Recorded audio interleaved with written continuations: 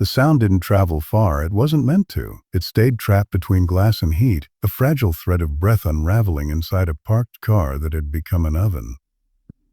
The puppy's chest moved too fast and too shallow, as if his body had forgotten the rhythm of living. Sunlight poured through the windshield and pinned him there, turning the steering wheel into burning iron, the seats into hot stone. His paws twitched once. Then still, somewhere deep inside him, instinct whispered that this wasn't how the world was supposed to end. Not like this, not alone in silence. He lifted his head with what little strength remained and let out a sound so soft it barely existed, a whisper shaped like hope. Outside, the parking lot hummed with summer indifference. Carts clattered, engines started, footsteps passed without slowing. Heat pressed harder. Time thickened, and just as the darkness began to creep in around the edges of his vision, a shadow fell across the car window, uneven, trembling slightly, human. The whisper was answered. The puppy didn't know what a parking lot was, or why the air had turned so heavy it felt like water in his lungs. He only knew that the world had shrunk to the inside of a car that smelled of dust and old fabric, and that every breath now came with a cost. His tongue lolled uselessly from his mouth, dry and pale, barely moving as his chest fluttered in quick, frightened bursts. The sun pressed against the windows without apology, turning glass into a cruel, magnifying lens. Light spilled everywhere, harsh and white, leaving no corner untouched. Even the shadows burned. Time inside the car didn't move the way it was supposed to. Seconds stretched thin, then snapped. Minutes pooled and evaporated. The puppy shifted once, trying to lift his head, but his legs trembled and folded beneath him. His body had started to betray him, shutting down piece by piece to protect what little mattered most. His vision blurred, edges softening, the world pulsing in and out like a bad dream. Somewhere beyond the glass, life continued, engines starting, doors slamming, footsteps passing close enough to feel like hope, and then moving on. A sound built in his throat, weak and cracked, nothing like a bark. It escaped anyway, slipping through the seams of the car like a secret. It wasn't loud enough to demand attention. It was the kind of sound that asked for kindness, the kind that assumed, foolishly, that someone would care. Across the lot, the old man paused mid-step.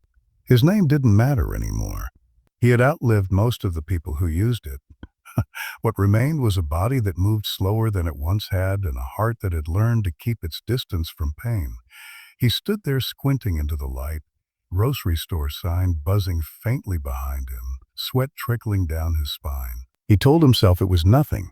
He'd played tricks. Age did too. Then he heard it again. His hand tightened around the strap of his bag. The sound threaded itself through him, tugging at something he thought had gone quiet years ago. He turned, scanning the rows of cars, their windshields flashing like mirrors. The smell reached him next. Hot metal, plastic, something sour and alive. He stepped closer, shoes sticking slightly to softened asphalt, and leaned toward the window. The sight inside knocked the breath from his chest. The puppy lay crumpled against the door, fur damp and darkened with sweat, sides moving too fast, too shallow. His eyes were open but unfocused, reflecting light without understanding it. The old man felt a familiar ache spread through him, deep and immediate. He had seen that look before. In hospital rooms, in mirrors. The look of someone running out of strength and quietly deciding whether to keep fighting. He tried the handle, locked. He knocked on the glass, gently at first, then harder. "Hey," he said, the word useless and small. The puppy didn't react. "In, out. Don't you dare stop now." The puppy stirred again, a slight twitch of his paw, a weak shift of his head toward the sound of the man's voice. It wasn't recovery, not yet, but it was resistance. It was life pushing back.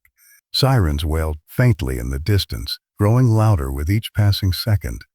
Old man exhaled a breath he hadn't realized he was holding. He pressed his forehead briefly against the puppy's fur, eyes closing against the glare of the day. Around them, the parking lot buzzed with shocked murmurs and hurried explanations. But in that small pocket of shade, time slowed. For the first time since he'd heard that fragile whisper inside the car, the old man allowed himself to believe that breaking the glass might not have been too late. The sirens cut through the heat like a promise, thin at first, then louder, threading urgency into the air.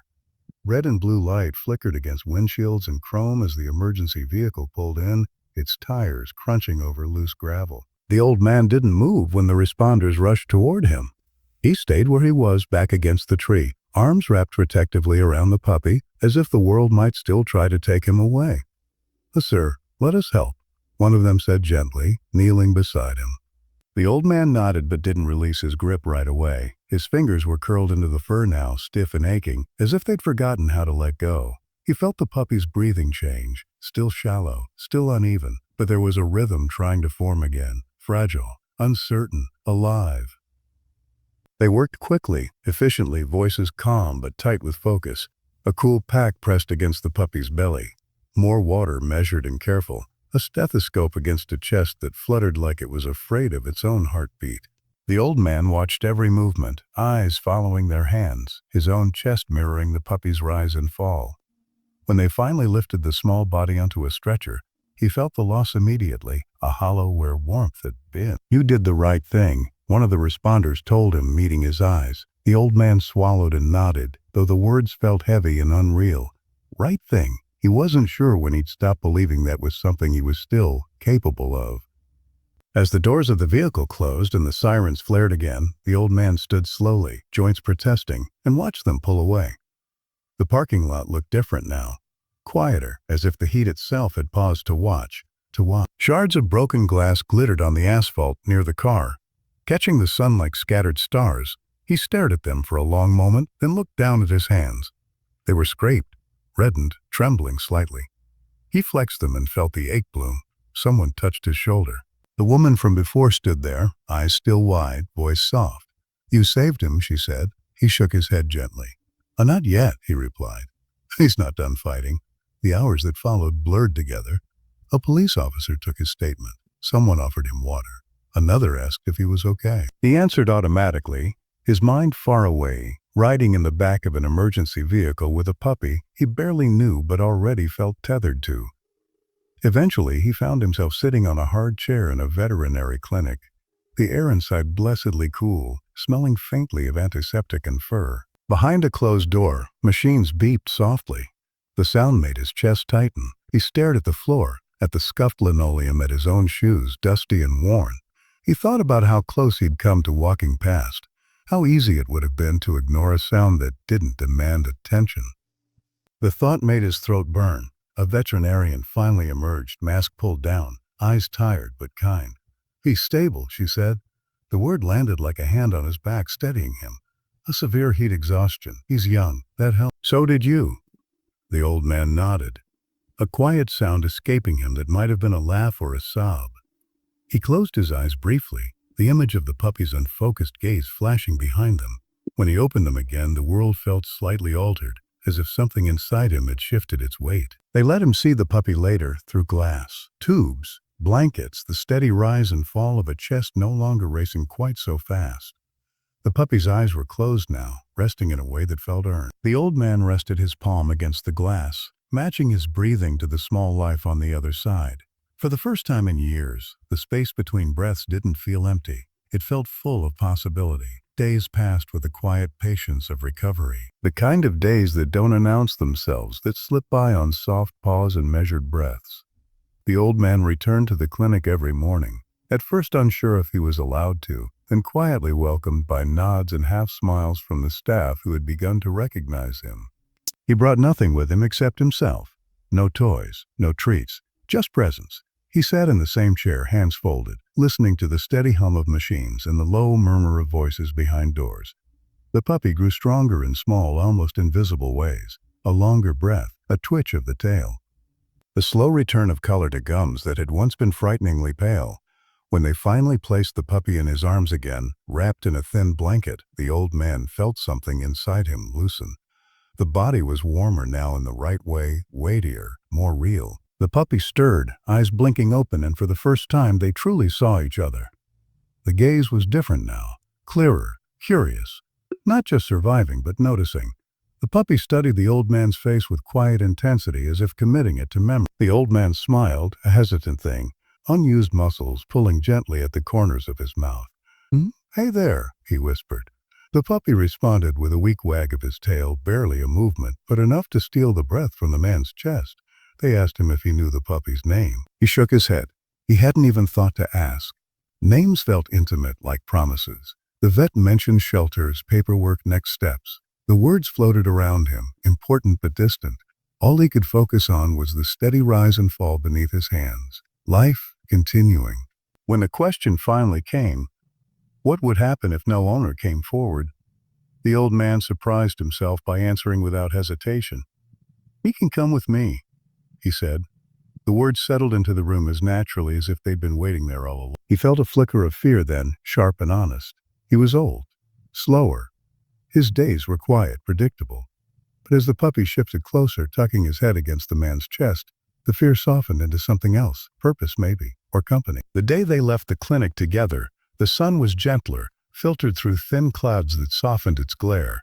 The puppy walked unsteadily at first, legs still learning their strength, pausing often to sniff the ground as if discovering the world for the first time. The old man matched his pace instinctively, slowing without thinking, his own steps adjusting to this new rhythm. They moved together, awkward but aligned. At home, the house felt different immediately, less hollow. The puppy explored every corner, nose to the floor, tail wagging with growing confidence. The old man watched from his chair, the afternoon light stretching long shadows across the room. He felt a quiet joy settle into him, unfamiliar but welcome. When the puppy finally curled up at his feet and fell asleep, breathing deep, and the old man closed his eyes and let himself rest too. He thought about how close they had both come to disappearing quietly, how a sound almost missed had rewritten both their lives. He reached down and rested his hand gently on the puppy's side, feeling the warmth, the proof. That night, as the house breathed around them, the old man whispered a name into the dark. The puppy stirred but didn't wake. The name stayed. Summer loosened its grip slowly, as if reluctant to leave them alone. The days grew softer at the edges, light slanting in gentler angles through the windows, heat no longer pressing like a threat, but settling warm and familiar on skin and fur. The puppy grew into his body the way mornings grow into daylight, gradually, quietly, with a confidence that didn't need to announce itself. His steps steadied, his coat shone, his eyes, once clouded and distant, now followed the old man everywhere with calm devotion. They developed rituals without naming them. Morning walks just after sunrise when the world still smelled clean and new. The old man's pace was slow, measured, but the puppy learned it, matching his stride without pulling, without impatience. Birds called from telephone wires. Leaves whispered overhead. Sometimes the old man talked, telling stories that had been sitting unused in his chest for years. Sometimes he didn't.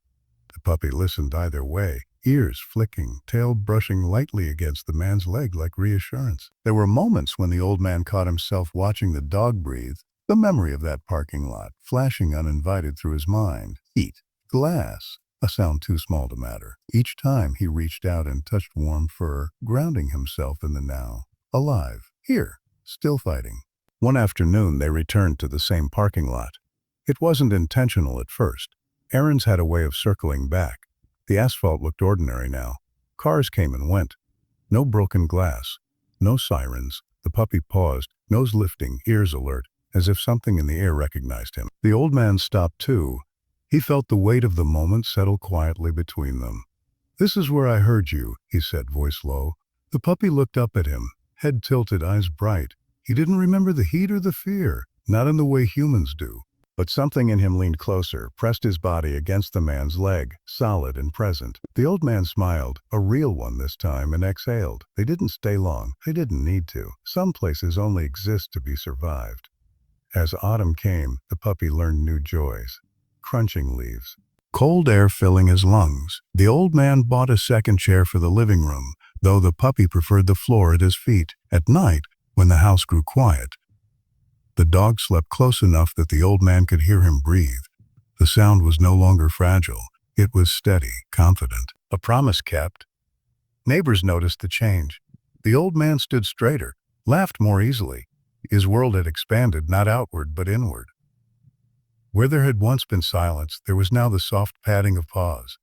Where there had been waiting, there was responsibility. Love uncomplicated and unearned. One evening, as the sun dipped low and painted the walls gold, the old man sat watching the puppy sleep, chest rising and falling in the rhythm of safety. He thought about the day everything could have ended. About how close both of them had come to being forgotten by a world too busy to listen. He reached down and rested his hand on the dog's side, feeling warmth pulse beneath his palm. The puppy opened one eye, met his gaze and thumped his tail once before settling again. The old man whispered, "You called out, and I answered." And in the quiet that followed, surrounded by breath and light and life that refused to leave, it felt like the truest thing either of them had ever known.